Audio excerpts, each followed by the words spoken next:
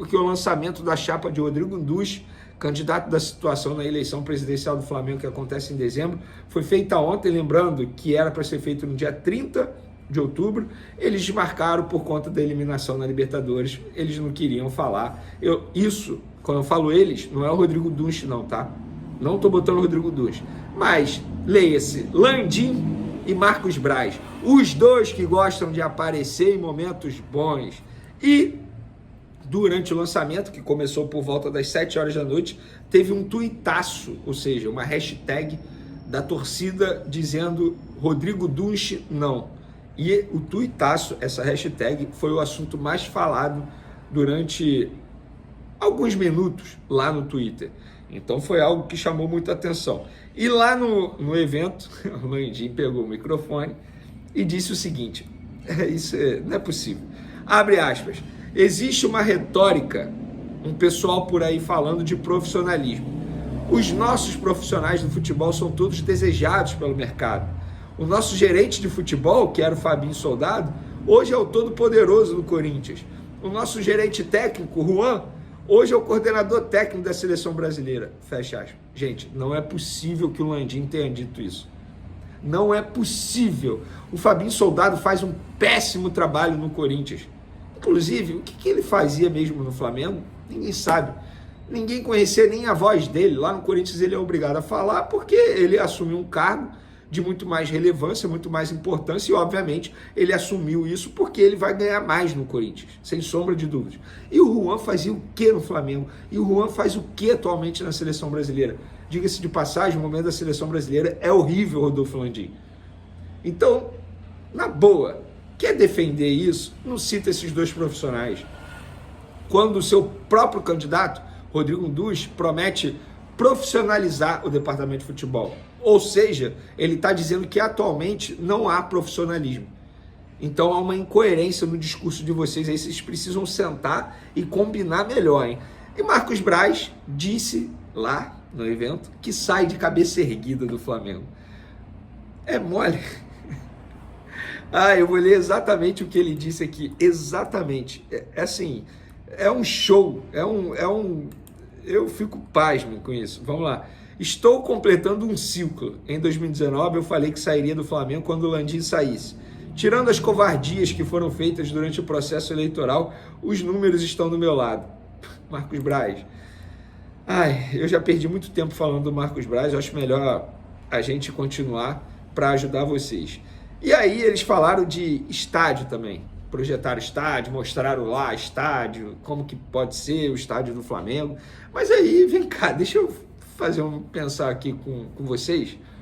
Como você projeta um estádio, inclusive já com data de inauguração daqui a 5 anos, 15 de novembro de 2029. Eles prometem isso.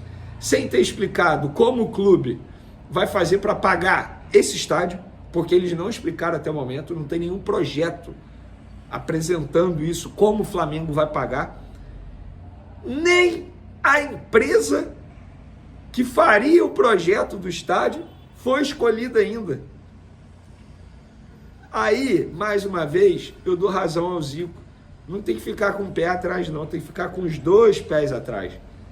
Porque, obviamente, eles estão utilizando, o Landim está utilizando o assunto estádio próprio como campanha eleitoral. Inclusive, ele disse lá que se o Rodrigo Dunche não ganhar, dificilmente esse estádio próprio vai sair.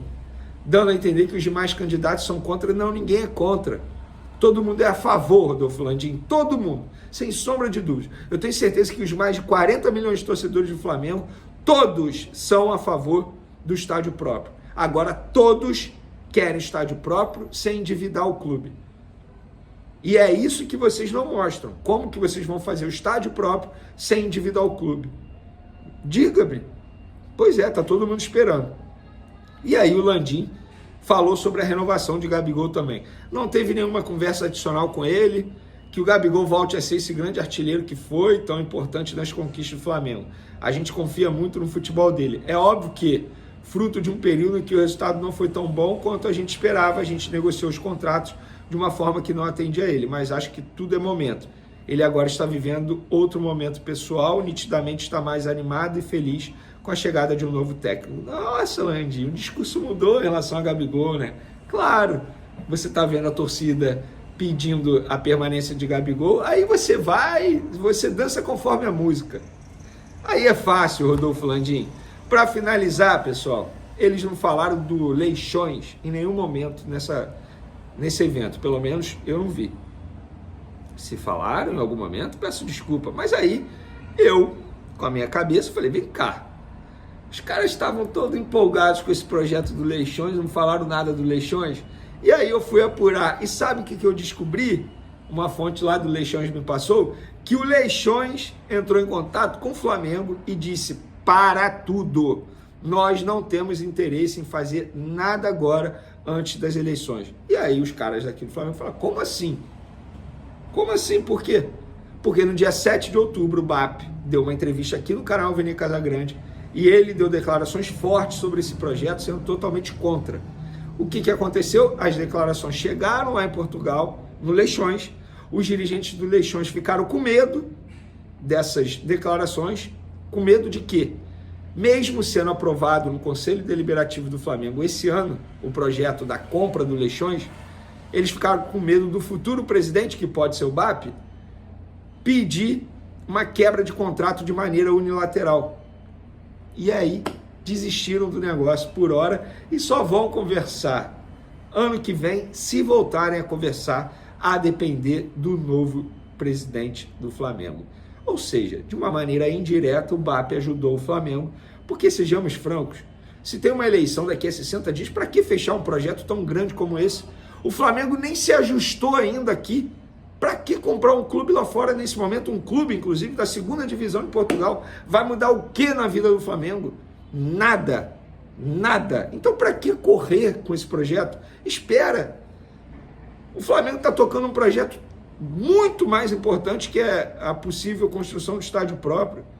Tá certo o dirigente do Leixões. O que eu lamento é o dirigente do Leixões tomar essa decisão, não os atuais dirigentes daqui do Flamengo pensarem dessa maneira. Falando de futebol, Fla-Flu quinta-feira, torcida do Flamengo esgotou ingresso do setor norte, leste inferior e oeste inferior para clássico contra o Fluminense.